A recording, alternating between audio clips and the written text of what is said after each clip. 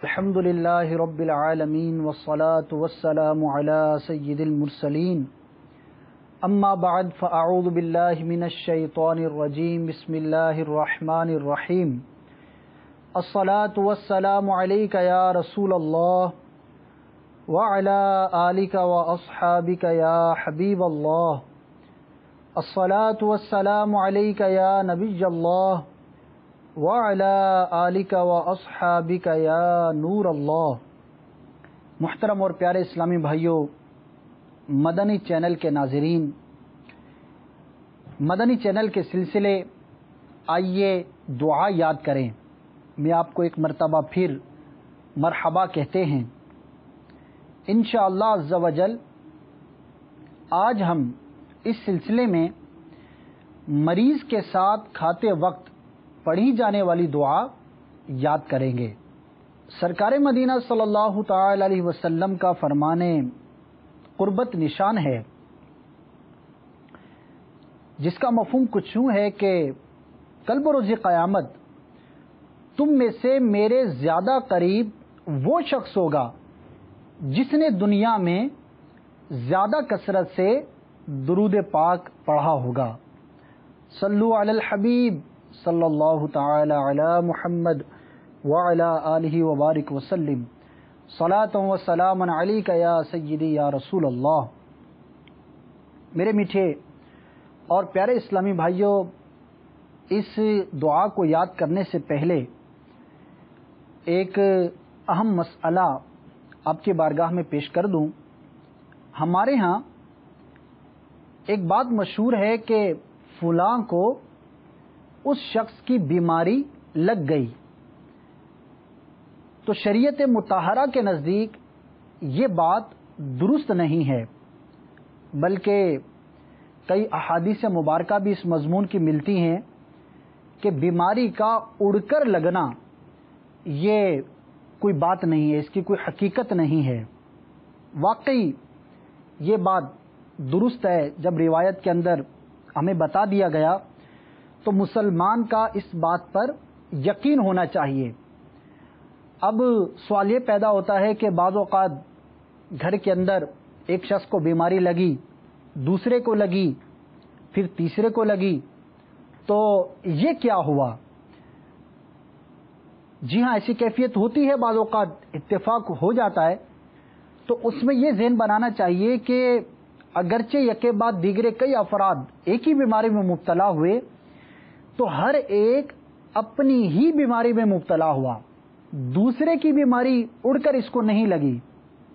اور یہ بات سمجھ میں یوں بھی آ سکتی ہے کہ جو سب سے پہلا شخص بیمار ہوا اس کو کس کی بیماری لگی؟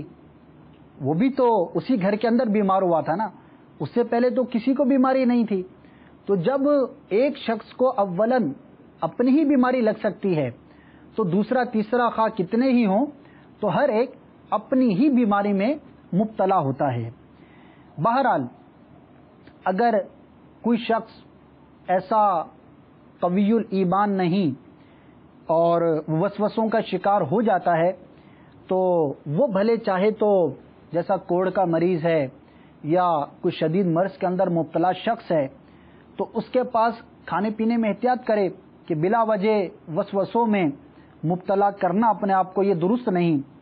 تو بہرحال جب بھی کسی مریض کے ساتھ کھانے کا معاملہ درپیش ہو تو یہ دعا پڑھ لینی چاہیے، تو انشاءاللہ عز و جل اس کی برکات ملے گی۔ وہ دعا کیا ہے آئیے یاد کرتے ہیں۔ الصلاۃ والسلام علیک یا رسول اللہ وعلی آلک واصحابک یا حبیب اللہ۔ وہ دعا ہے بسم اللہ ثقۃ باللہ وتوکلا علیہ۔ اس کا ترجمہ کچھ یوں ہے، اللہ تعالیٰ کے نام سے اس پر اعتماد اور بھروسہ کرتے ہوئے کھاتا ہوں۔ تو میں انشاءاللہ اس دعا کے کلمات کو دہراؤں گا، آپ بھی میرے ساتھ بلند آواز سے دہرائیے تو جلد یہ دعا بھی یاد ہو جائے گی۔ بسم اللہ ثقۃ باللہ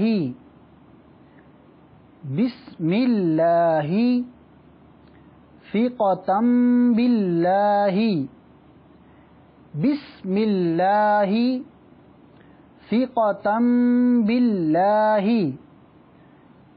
بسم اللہ ثقة باللہ، بسم اللہ ثقة باللہ۔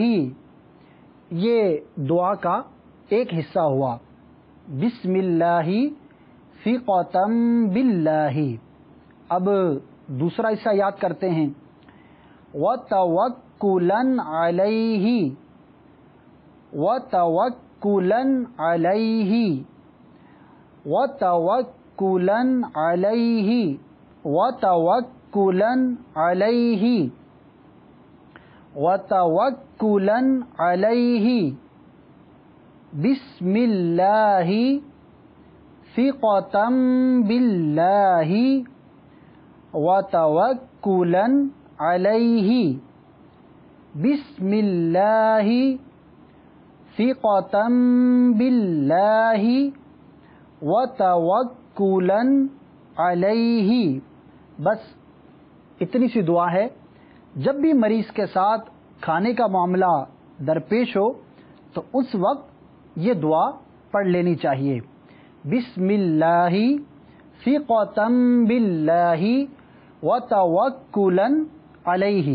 ترجمہ ایک مرتبہ پھر سن لیجئے، اللہ تعالیٰ کے نام سے اس پر اعتماد اور بھروسہ کرتے ہوئے کھاتا ہوں۔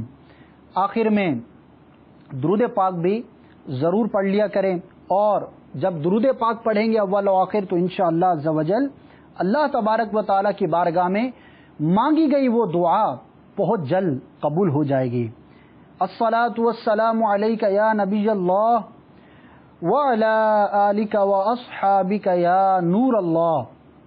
آج جو ہم نے دعا یاد کی، یہ دعا حدیث پاک کی مشہور کتاب ابو داود شریف میں موجود ہے، اور اس دعا کے کلمات کے راوی ہیں حضرت جابر رضی اللہ تعالی عنہ۔ تو اس دعا کو یاد رکھیے، اور موقع آنے پر اے کاش کہ ہمیں یاد رہے، اور اللہ تبارک و تعالی پڑھنے کی بھی توفیق مرحمت فرمائے۔ یہ دعا دعوت اسلامی کے اشاعتی ادارے مکتبۃ المدینہ کی شائع کردہ کتاب خزینہ رحمت، ہو سکے تو میرے مدنی چینل کے ناظرین اس کتاب کو ضرور حاصل فرمائیں، اور اس میں یہ دعا اور اس کے علاوہ الحمدللہ 20 دعائیں آپ کو پڑھنے کو ملیں گی۔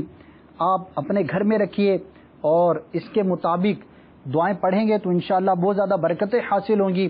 اگر آپ کو مکتبۃ المدینہ کی سہولت قریب میسر نہیں تو گھبرائیے نہیں، آپ دنیا کے کسی بھی حصے میں ہیں، دعوت اسلامی کی ویب سائٹ www.dawat-islami.net وزٹ کیجئے۔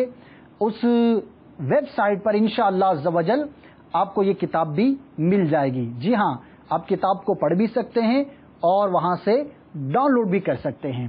تو انشاءاللہ عز و جل جب اس دعا کو پڑھیں گے تو اللہ تبارک و تعالی ہمیں اس دعا کی برکتیں عطا فرمائے گا۔ تو الحمدللہ یہ دعوت اسلامی کا مدنی ماحول ہے کہ ہمیں دعائیں سیکھنے کا موقع ملتا ہے، سنتیں سیکھنے کا موقع ملتا ہے، اذکار نماز درست کرنے کا موقع ملتا ہے، نماز کے اعمال کو درست طور پر بجا لانے کا ہمیں الحمدللہ سکھایا جاتا ہے، اور دیگر بے شمار معلومات کا خزانہ دعوت اسلامی کے مدنی ماحول میں آپ پا سکتے ہیں۔